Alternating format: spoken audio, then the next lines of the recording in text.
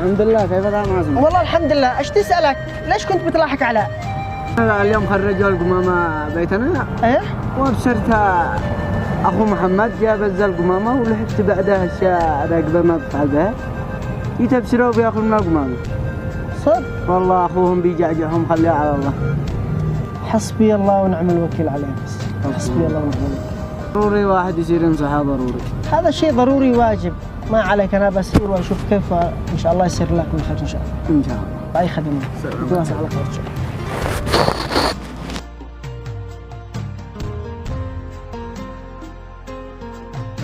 يا اختي انا قد انا جاوب. يا اخي حتى انا جاوعه والله، بس انا خايف من محمد يروح البيت واحنا مش موجودين، يقول هاس ما فضلنا وما فضلش معانا. هو اصلا مش عارف انه ماش معنا اكل وما نقطعناش حاجه من الصبح لا ب 200 قرش. ما نفعل الحين. لا تخافي، نروح ونفهم في البيت.